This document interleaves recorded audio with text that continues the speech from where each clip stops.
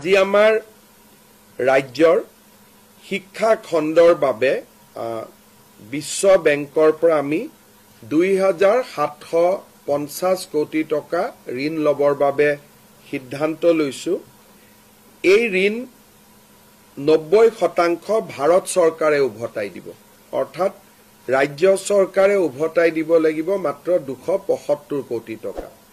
Total loan হ'ব 2750 কোটি টকা আৰু 90% লোন ভাৰত চৰকাৰে উভতাই দিব, ৰাজ্য চৰকাৰে উভতাই দিব নালাগে।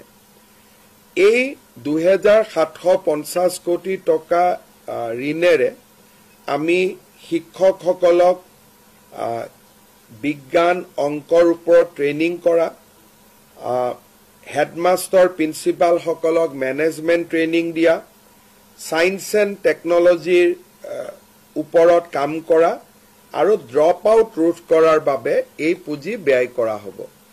এই পুঁজিৰ জৰিয়তে ৰাজ্যৰ 400খন স্কুলক সুন্দৰভাৱে নিৰ্মাণ কৰিবলৈ 3 কোটিৰ পৰা 5 কোটিকৈ টকা স্কুলত ব্যয় কৰা হ'ব আৰু 1733টা অংগনবাদী কেন্দ্ৰকো এটা সুন্দৰ পৰ্যায়লৈ লৈ অহাৰ বাবে প্ৰতিটো অংগনবাদী কেন্দ্ৰতে 25 লাখ টকাকৈ ব্যয় কৰা হ'ব 1733 অংগনবাদী কেন্দ্ৰত।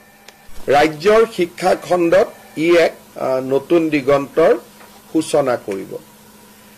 আমি বহুদিনৰ পৰা জাপানত অসমৰ শিক্ষিত ল'ৰাক চাকৰিৰ বাবে পঠিয়াবৰ বাবে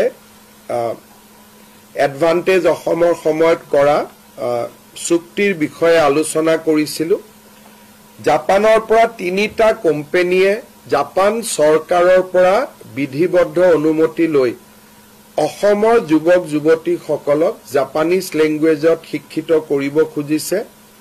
জাপানৰ এই কোম্পানী 3টাৰ নাম হ'ল এছিয়ান ওৱান কোম্পানী লিমিটেড, জেচিক্স ভেঞ্চাৰ লিমিটেড আৰু মাইকো কেৰিয়াৰ পাৰ্টনাৰ্ছ লিমিটেড। এই 3টা কোম্পানীয়ে অসমৰ ল'ৰাক জাপানী ভাষাত শিক্ষিত কৰিব আৰু জাপানত নিশ্চিত নিয়োগৰ সুবিধা দিব। আৰু জাপানত যেতিয়া আমাৰ ল'ৰাই কাম কৰিব ইণ্ডিয়ান ৰুপিজত মাহত প্ৰায় 2.5 লাখ টকালৈকে উপাৰ্জন কৰিব পাৰিব। এই বিষয়ে আমি এই 3টা কোম্পানীয়ে অসমত অহাৰ পিছত আলোচনা কৰাৰ পিছত আমি আৰু আপোনালোকক তথ্য দিব পাৰিম। এই ট্ৰেইনিং প্ৰগ্ৰাম বিলাকত 3-3.5 লাখ 4 লাখ টকা পৰ্যন্ত খৰচ হয়। ইয়াক যাতে ল'ৰা ছোৱালীয়ে খৰচবোৰ বহন কৰিব পাৰে সেইকাৰণে ৰাজ্য চৰকাৰে 1.5 লাখ টকাৰ ৰাজ সাহায্য আগবঢ়াব। বাকী টকা ষ্টুডেণ্টে বেংকৰ পৰাও ল'ব পাৰিব বা নিজেও ইমানখিনি পুঁজি তেওঁলোকে ব্যয় কৰিব পাৰিব, কাৰণ 3 মাহ জাপানত দৰমহা পোৱাৰ লগে লগে তেওঁলোকৰ মূল বা যিটো বিনিয়োগ কৰিছিল সেইটো লগে লগে তেওঁলোকে উভতাই দিব পৰা পৰ্যায়ত আহি যাব। আমি প্ৰথম পৰ্যায়ত 3000 অসমৰ ল'ৰাক জাপানত চাকৰি কৰিবৰ কাৰণে জাপানীজ লেংগুৱেজ ট্ৰেইনিং দিব খুজিছো। আৰু বহুত সময়ত কোনোবা ল'ৰা ছোৱালী যদি জাপানতো যাব নোখোজে, জাপানৰ ইমান কোম্পানী এটা ইণ্ডিয়াত আহিছে, তেওঁলোকে ইণ্ডিয়াতো কাম কৰিব পাৰিব, জাপানীজ কোম্পানী ইন ইণ্ডিয়া। এই আঁচনিখন যাৰ নাম আমি CM ফ্লাইট বুলি দিছো, chief minister foreign language initiative for global human talent. এইটো আমাৰ এডভান্টেজ অসমত আমি ঘোষণা কৰিছিলো, আজি তাক আমি এটা সম্পূৰ্ণ ৰূপ দিলো। ইয়াৰ প্ৰত্যেকজন ট্ৰেইনিং লোৱা ল'ৰা ছোৱালীক ৰাজ্য চৰকাৰে 1.5 লাখ টকাৰ স্কলাৰশ্বিপ দিব। আজি আমি আৰু এটা বহু ৰাইজৰ উপকাৰ হ'ব আমি সিদ্ধান্ত লৈছো। আপোনালোকে জানে যে আজিকালি গুৱাহাটী, ডিব্ৰুগড়, যোৰহাট, শিলচৰ বহুত মহানগৰীত মানুহ ফ্লেটত থাকে। যেতিয়া এবাৰ ফ্লেট নিৰ্মাণ হৈ যায় তাৰ পিছত ফ্লেটটো পৰিচালনা কৰাৰ দায়িত্ব ফ্লেটৰ আৱাসীসকলৰ। ফ্লেটত বহুত ৰিটায়াৰ্ড মানুহ থাকে।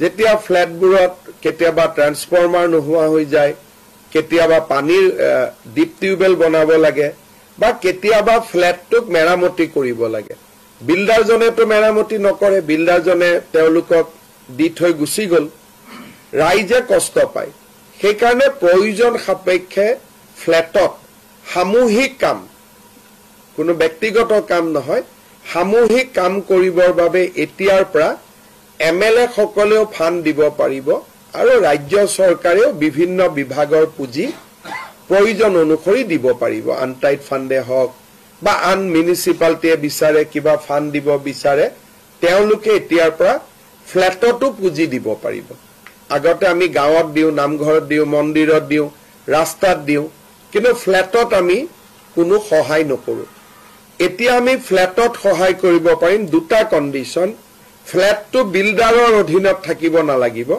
ফ্লেটটো ছ'চাইটিৰ অধীনত থাকিব লাগিব দ্বিতীয়তে কামবিলাক কমন কাম হ'ব লাগিব যে গোটেই বিল্ডিংটো ৰং কৰা বা পানীৰ ব্যৱস্থা কৰা বা ফ্লেটত এটা মন্দিৰ নিৰ্মাণ কৰা বা ফ্লেটত এটা অডিটৰিয়াম নিৰ্মাণ কৰা যিবিলাক কমন কাম প্ৰত্যেকজনে ব্যৱহাৰ কৰিব পাৰে তেনেকুৱা ধৰণৰ কাম কিন্তু কোনোবাই যদি কয় যে মোৰ ঘৰখন ৰং কৰি দিয়ক সেইটো নোৱাৰে কিন্তু ফ্লেটৰ বাহিৰটো ৰং কৰিব লাগে তাত চৰকাৰে ইচ্ছা কৰিলে সহায় কৰিব পাৰিব দ্বিতীয়তে আমি নতুন ডিপাৰ্টমেণ্ট এটা কৰিছিলোঁ আমাৰ ষ্টাৰ্টআপৰ বাবে আজি আমি এই কামখিনি আগবঢ়াই ল'বলৈ ডিপাৰ্টমেণ্টটোৰ অধীনত আমি ডিপাৰ্টমেণ্ট অফ ইনকিউবেশ্যন আৰু ষ্টাৰ্টআপৰ অধীনত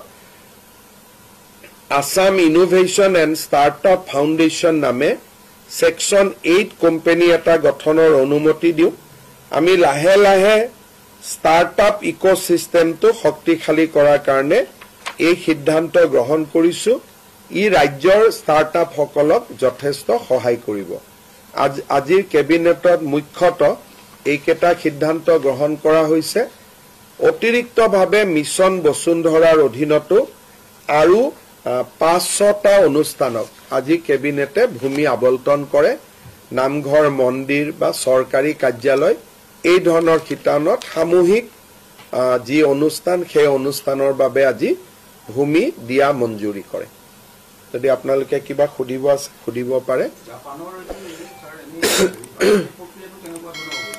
আমি জুনে কৰে আমি তেওঁলোককে আগবঢ়াই দিম তাতে আমি এতিয়া 3টা কোৰ্স লৈছো জুনে ড্ৰাইভাৰ হ'ব খুজে সেকেন্ড জুন আইটিত জয়েন কৰিব খুজে লো লেভেল আইটি হলেও কথা নাই আইটিত যাব খুজে থাৰ্ড নাৰ্সিং তাৰ পিছত আমি আৰু এটা এটাকৈ যোগ কৰাই গৈ থাকিম ইঞ্জিনিয়াৰ হওক ডিপ্লোমা হওক লাহে লাহে আমি তাক বঢ়াই লৈ গৈ থাকিম বৰ্তমান এই 3টা কোৰ্সত আমি অক্টোবৰৰ পৰা আৰম্ভ কৰিম কিন্তু ইয়াৰ কোনো লিমিট নাই